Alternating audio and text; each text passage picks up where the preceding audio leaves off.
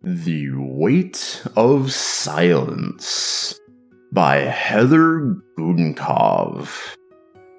Chapter 33. Ben. I run until my chest is ready to explode. My face is hot with tears.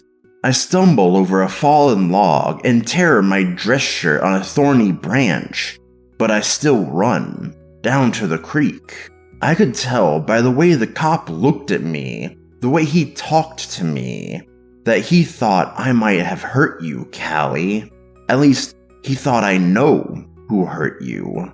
Jason Meacham. Bastard. Figures he would be brought up. I could have killed him. I could have, but not really.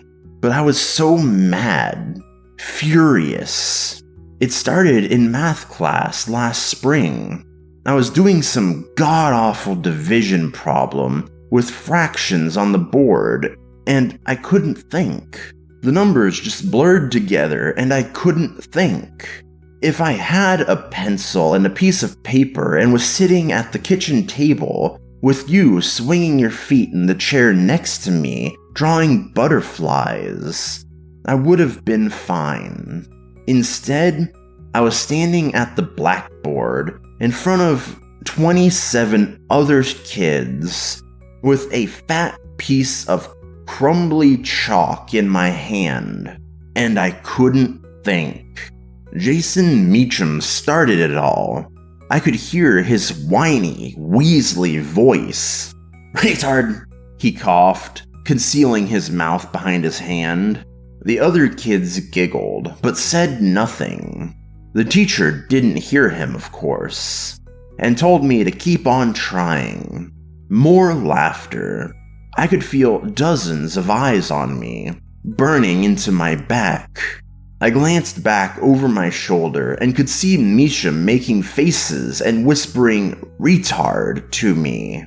I remember trying to swallow, but my mouth was dry. I can't believe I did it. I really can't.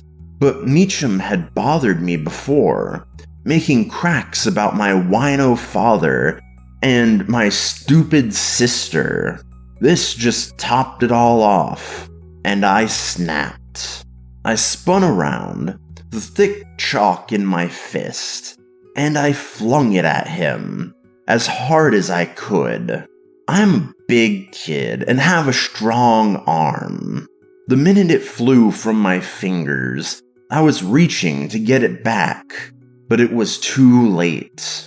I had visions of the chalk hitting a classmate, or worse yet, the teacher, but it didn't.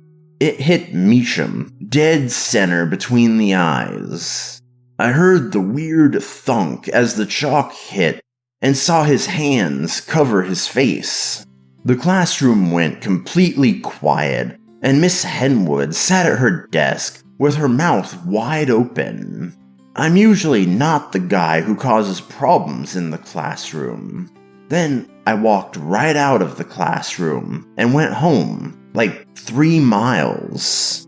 My mom was expecting me when I got home. She wasn't mad or nothing. She just looked sad. And, of course, that made me start bawling. She just set me on her lap like I was 3. I'm sure I about crushed her. And I cried, and she told me everything was gonna be alright. It wasn't, though. We had to have a big meeting with the principal. I had to say sorry to Meacham, and I did. Even though I still believed he deserved it. Meacham's parents went on for a while, saying that I should have been suspended or something. But I wasn't. Which I was. That next week, Meacham and his buddies cornered me after school and pushed me around a bit. Called Mom a whore. Said she was screwing the deputy sheriff. I walked away that day. But later, when Meacham was alone, I snuck up on him and wrenched his arm behind his back and told him I was gonna kill him if he ever said anything about my family again. Meacham blubbered to his mother, and she called the school and the police. Another meeting was called, but I denied everything, and he couldn't prove anything. Mrs. Meacham said something about me being just like my no-good father, and boy, did Mom hit the roof with that one. But the damage was done. Everyone looked at me a little different after that. I wasn't the quiet one anymore. Callie, I'd never hurt anyone. I'm not like Dad. I'm not.